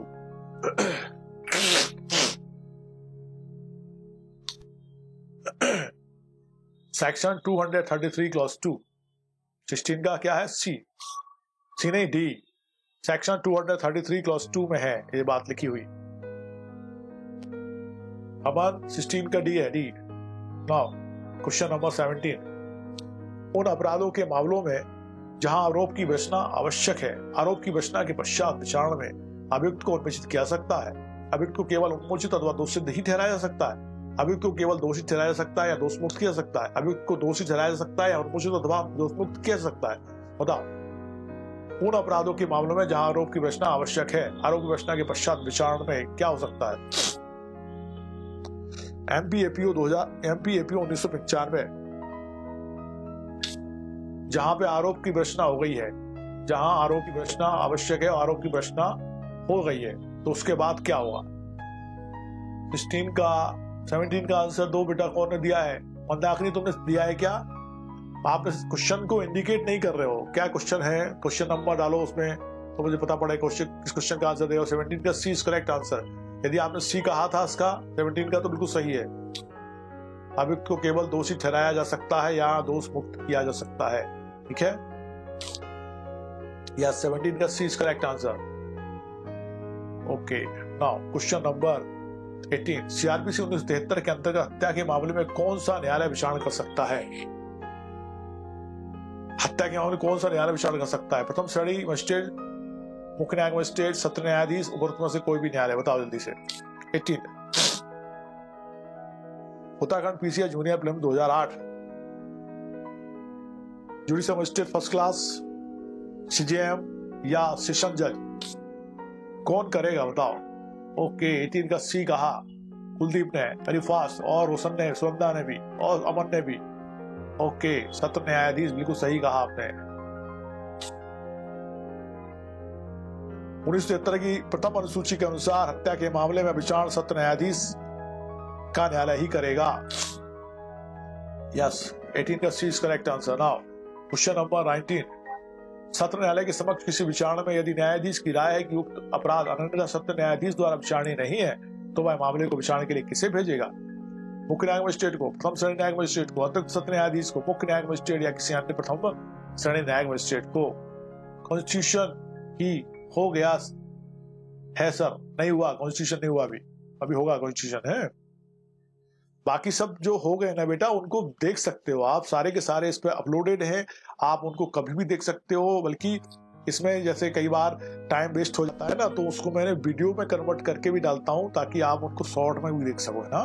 तो आप वहां देख सकते हो, जितने भी हुए सब्जेक्ट, घबराने की आवश्यकता नहीं है, उन सबको आप वहां लगा सकते हो बढ़िया से। ठीक है मंदाकिनी? Okay, question number 90। सत्र न्यायालय के समक्ष किसी विचारणा में यदि न्यायाधीश की राय की उक्त अपराध संबंधित सत्र न्यायाधीश द्वारा विचारणा नहीं है, तो वह मामले के विचारणा के लिए किसे भेजेगा? बताओ जल्दी से। 19 का आंसर देना है अपन को।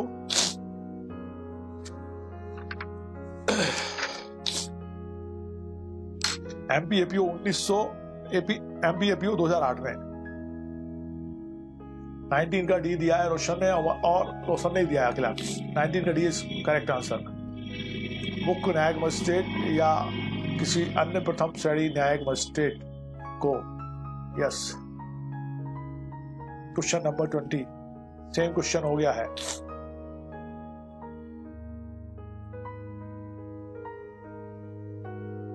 अगर आरोपी दंड प्रक्रिया संहिता की धारा 232 के तहत बरी नहीं किया गया है, तो अदालत उसे निम्न में से क्या दर्ज करने की अपेक्षा करेगी? उसकी प्रतिरक्षा, उसका संस्करण, उसके वकील, उसका बयान। अगर आरोपी दंड प्रक्रिया संहिता की धारा 232 के तहत बरी नहीं किया गया है, अदालत उसे निम्न में से क्या दर्ज करने की अपेक्षा करेगी? उसकी प्रतिरक्षा, उसका संस्करण, उसके वकील, उसका बयान। बताइए। 21 झारखंड सिविल जज प्रीलिम 2015।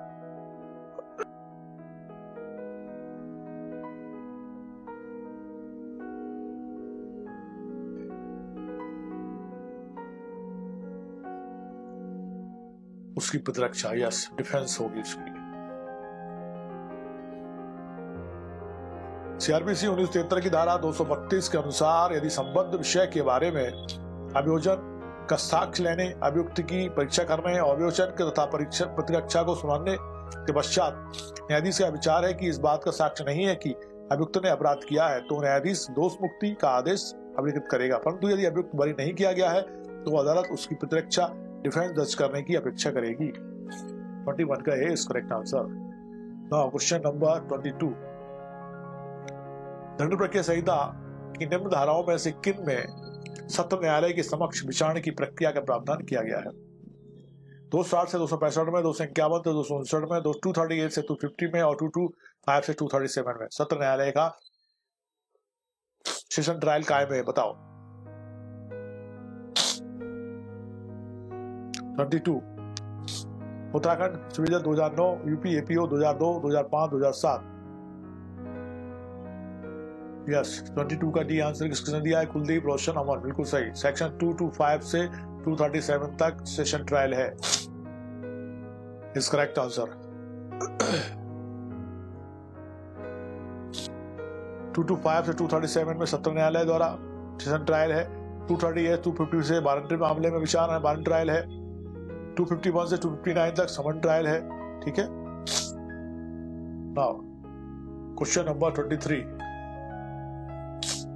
समन मामलों के विचारणा की प्रक्रिया दंड प्रक्रिया संहिता की विभिन्न धाराओं में दी गई है। 260 से 265 तक, 238 से 250 तक, 251 से 259 तक, 266 से 271 तक। मध्य प्रदेश एपीओ प्रीलिम 2009।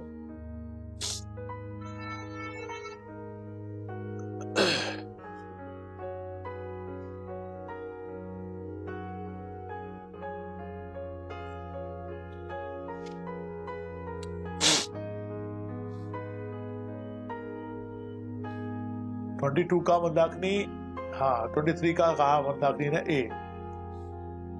23 का तो ए सही है, ए बी सही है। 23 का बी, सेक्शन 251 से लेके 259 तक समन मामलों के विचारणा की प्रक्रिया है। 238 से 250 तक वारंट मामले में है। 225 से लेकर 237 तक सेशन ट्रायल है। नाउ क्वेश्चन नंबर 24,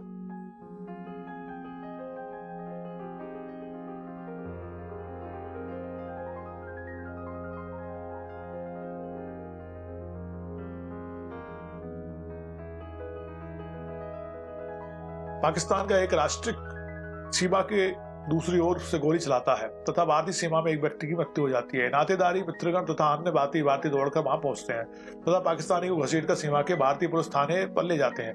क्या भारतीय न्यायालय हत्या के लिए अभियुक्त का विचारण कर सकते हैं? नहीं, भारतीय न्यायालय को अधिकार तो प्राप्त नहीं है। हाँ, उसे पाकिस्तान विचारण हेतु पाकिस्तानी अधिकारियों को सौंपा जाएगा। ऊपर तुम्हें से कोई भी नहीं। बताइए, पाकिस्तान का एक राष्ट्रीय सीमा के दूसरी ओर से गोली चलाता है तथा भारतीय सीमा में एक व्यक्ति की मृत्यु हो जाती है। नातेदारी, मित्रगण तथा अन्य भारतीय दौड़कर वहां पहुंचते हैं तथा पाकिस्तानी को घसीटकर सीमा के भारतीय पुलिस थाने में ले आते हैं। क्या भारतीय न्यायालय हत्या के लिए अभियुक्त का विचारण कर सकता है? बताइए। 24 यूपी एपीओ 2007। 24 का बी हरदेव ने कहा, रोशन ने कहा और 23 का बी कहा मंदाकिनी ने, बिल्कुल सही। कुलदीप ने 24 का बी, सोनदा ने कहा बिल्कुल सही है। हाँ, एग्जैक्टली।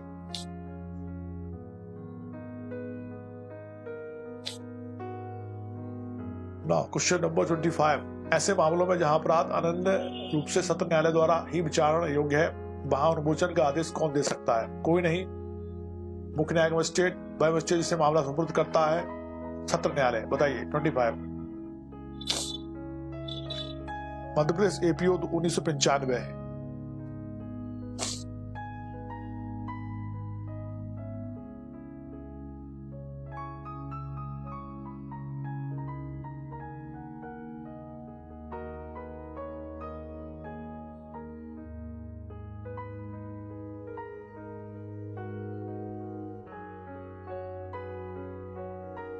ट्वेंटी 25 का डी दिया है रोशन ने, 25 का डी दिया व्रत ने, हरदेव ने कहा 24 का बी बिल्कुल सही है। सोनदान बिल्कुल सत्र न्यायालय ही करेगा। सेक्शन 227 के अनुसार यदि अपराध अनन्य सत्र न्यायाधीश द्वारा विचारणीय है तो अनुमोचन का आदेश भी सत्र न्यायाधीश ही दे सकता है। यस, 25 का डी है अमन, नॉट सी। 26 सेशन विचारण में सेशन न्यायालय किसी अभियुक्त की दोष मुक्ति का आदेश निर्णय सुनाए जाने से पूर्व सीआरपीसी 1973 की कौन सी धारा के अंतर्गत कर सकता है? सेशन विचारण में सेशन न्यायालय किसी अभियुक्त की दोष मुक्ति का आदेश निर्णय सुनाए जाने से पूर्व दंड प्रक्रिया संहिता 1973 की कौन सी धारा के अंतर्गत कर सकता है? 227, 235, 233, 232। बताइए। 26 राजस्थान एपीओ 2011। 25 का डी मंदाकिनी बिल्कुल सही है। 26 का आंसर तो जल्दी से।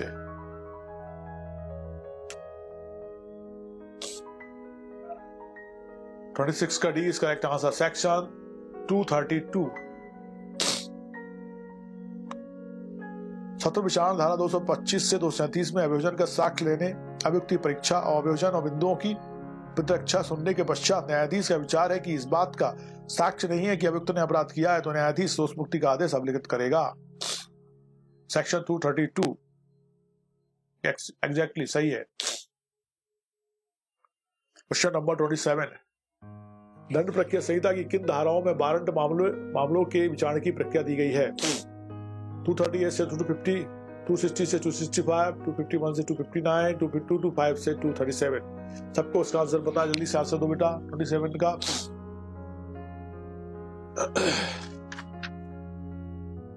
मध्य प्रदेश एपीओ 2008।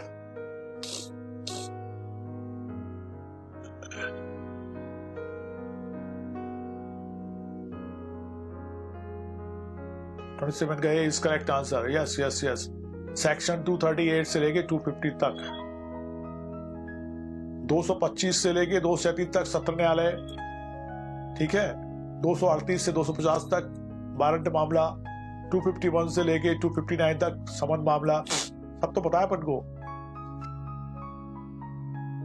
क्वेश्चन नंबर 28, किस विचारणा में अभियुक्त को दंड के प्रश्न पर सुना जाना आवश्यक नहीं है? सेशन न्यायालय के समक्ष विचार, वारंट मामलों का विचार, समन मामलों का विचार, ये सभी बताइए। 28, Madhya Pradesh 2011, Uttarakhand PCI junior film 2014। किस विचारणा में अभियुक्त को दंड के प्रश्न पर सुना जाना आवश्यक नहीं है? 28 का 27 का ये सही है मंदाकिनी।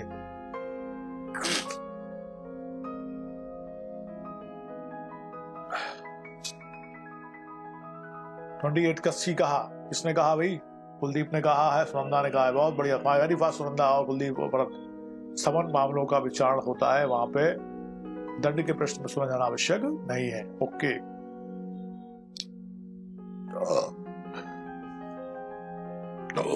सीआरपीसी की धारा 248 के अनुसार अभियोजन एवं अभिपुष्ट दोनों पक्षों के साक्ष्य पर विचार करने के उपरांत मजिस्ट्रेट पाता है कि अभियुक्त दोषी नहीं है तो वह दोष मुक्त कर देगा।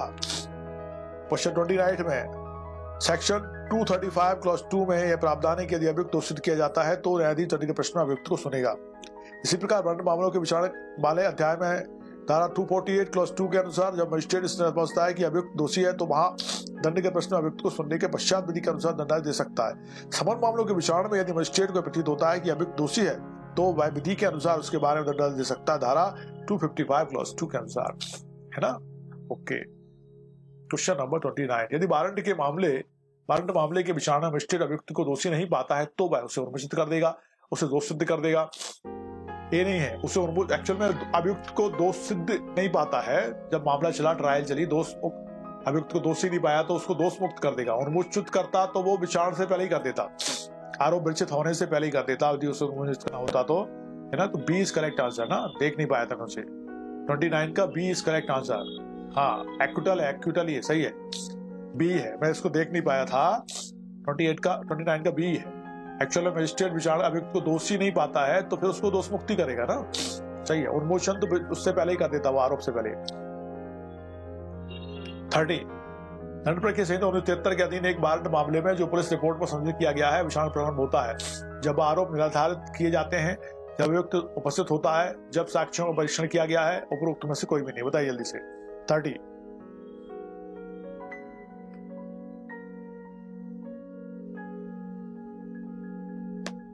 Uttarakhand PCI junior film 2014।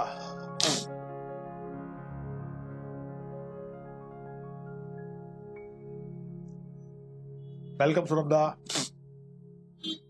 दंड प्रक्रिया संहिता 1973 के अधीन एक वारंट मामले में जो पुलिस रिपोर्ट पर संशोधित किया गया है विचारण प्रारंभ होता है जब आरोप निर्धारित किए जाते हैं, जब अभियुक्त उपस्थित होता है, जब साक्ष्यों का परीक्षण किया गया है। उपरोक्त में से कोई भी नहीं।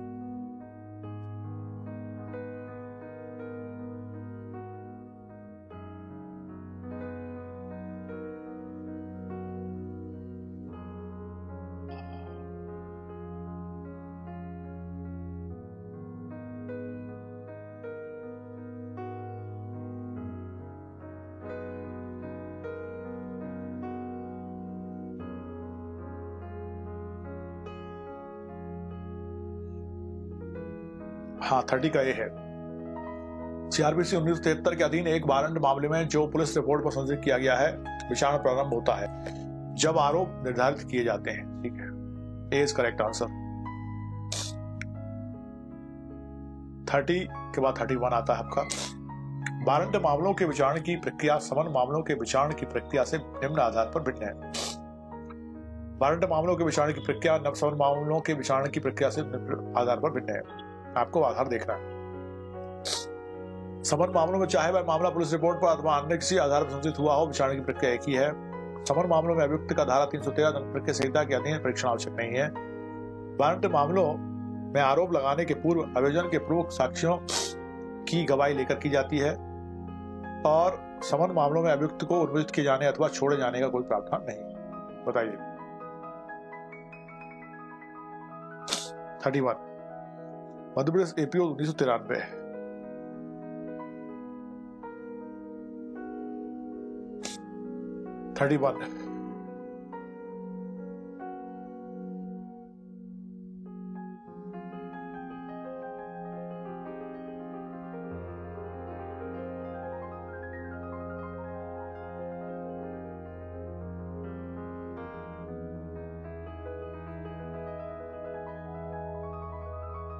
भारत 41 नहीं है, 31 है यार। वो 31 का सी इज करेक्ट आंसर। अमन ने दिया, रोशन ने दिया है। एग्जाम वारंट मामलों में आरोप लगाने के पूर्व अभियोजन के प्रमुख साक्ष्यों गवाही लेकर की जाती है। बिल्कुल सही। 31 का C is correct answer. Section 240 के अनुसार वारंट मामलों में आरोप लगाने से पूर्व अभियोजन के साक्ष्यों की परीक्षा की जाती है, जबकि समन मामलों में यथारीति आरोप लगाना आवश्यक नहीं है। धारा 251। 32 ईश्वर बैस का 31 का ए।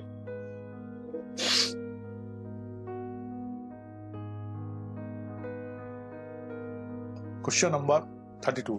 वारंट मामलों का विचारण जो पुलिस रिपोर्ट पर संशोधित किए गए हों शुरू होता है अभियुक्त के खिलाफ आदेश के जारी करने के साथ, पुलिस रिपोर्ट पर दायर होने के साथ, विधिवत आरोप विरचित के बाद, जब अभियुक्त कोर्ट का समन पाकर कोर्ट के समक्ष उपस्थित होता है।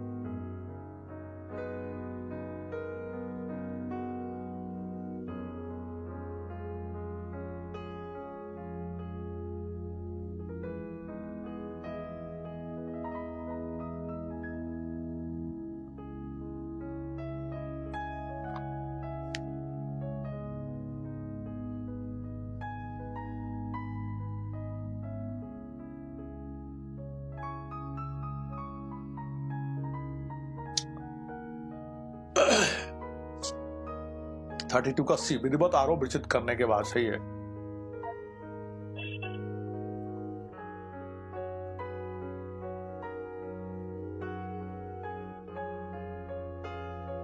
थर्टी टू का सी है ना। Now question number 33।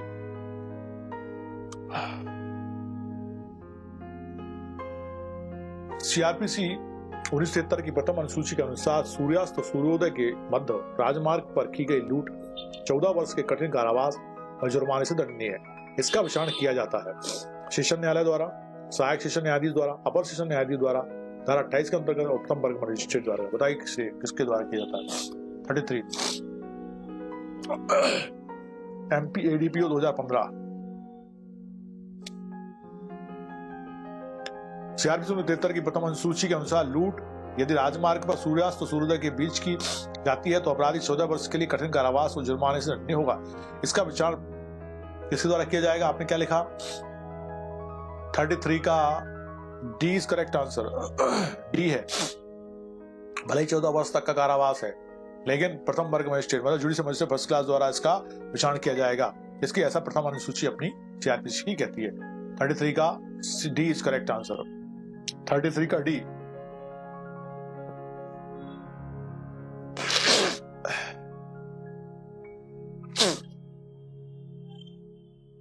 का डी है। इसका विचारण प्रथम वर्ग मजिस्ट्रेट द्वारा ही किया जाता है। 33 का डी है। डी सही कर लेना सब लोग से। Question number 34। एमपी में का में ए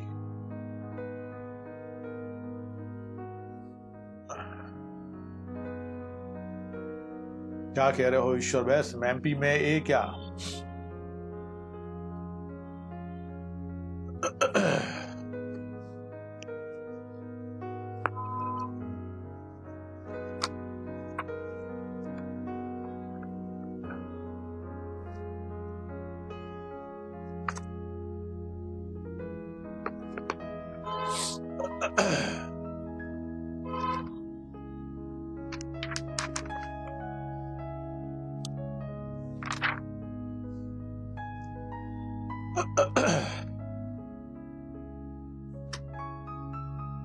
390।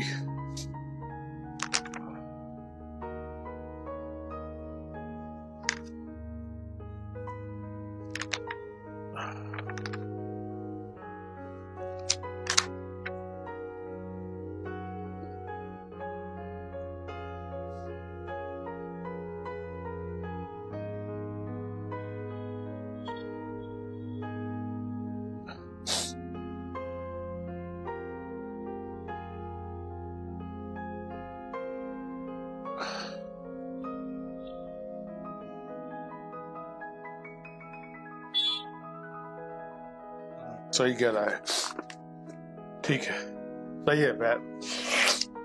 सही है, क्या नाम है इसका, क्या ईश्वर बैर सही है बेटा, है ना, एमपी में सही है। 34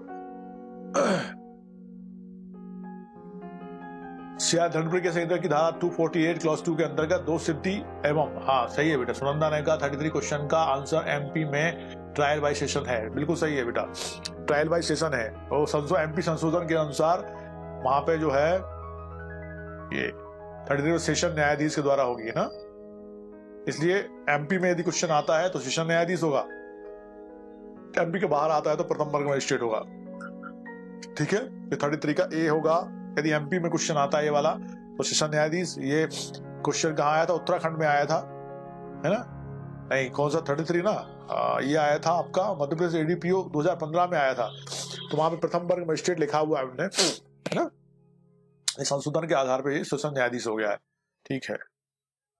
क्वेश्चन नंबर 34 का आंसर दे दिया आपने, 34 का बी दिया है, बी इज करेक्ट आंसर। दो सिद्धि एवं दंडादेश एक ही दिन नहीं दिया जा सकता, दो सिद्धि एवं दंडादेश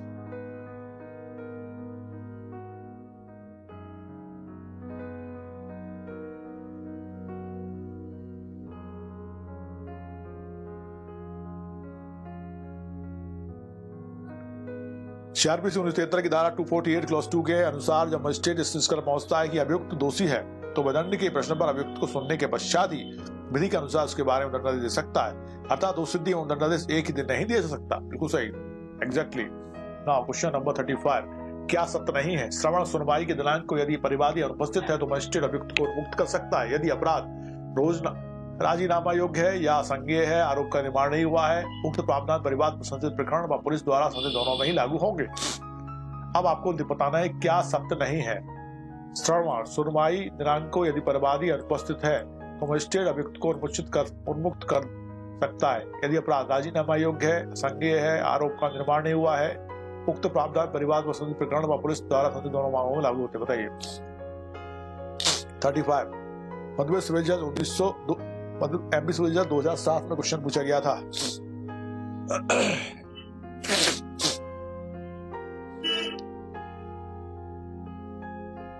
थर्टी 35 का डी दे दिया है रोशन ने, बहुत बढ़िया रोशन।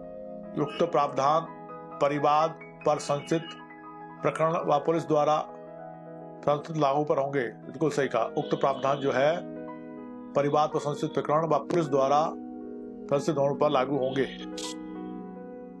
जब कार्रवाई परिवाद पर संचित की जाती है और मामले की सुनवाई के लिए नियत किसी दिन परिवादी अनुपस्थित है और अपराध का विधिपूर्वक समन किया जा सकता है या यह संज्ञेय अपराध नहीं है, मतलब कॉग्निजेबल ऑफेंस नहीं है, तब मजिस्ट्रेट इसमें इसके पूर्व किसी बात के होते हुए भी आरोप के विचित किए जाने के पूर्व किसी भी समय अभियुक्त को स्वविवेकानुसार उन्मोचित कर सकता है। Section 249 of CrPC.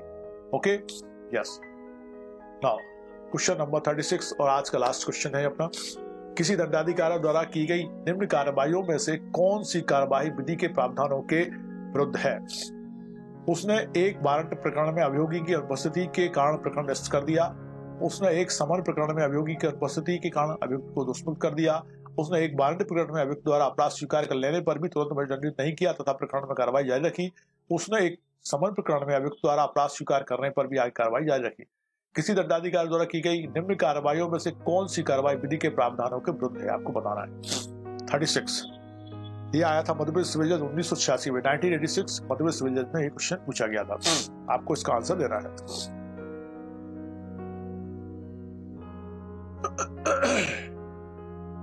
कौन सी कार्यवाही विधि के प्रावधानों के विपरीत है, आपको बताना है कौन सी कार्यवाही विधि के प्रावधानों के विपरीत है, गलत है, बताइए जल्दी से।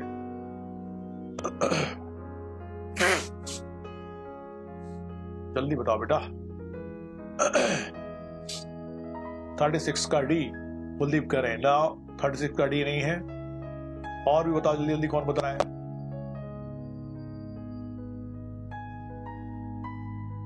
थर्टी सिक्स का डी नहीं है भरत।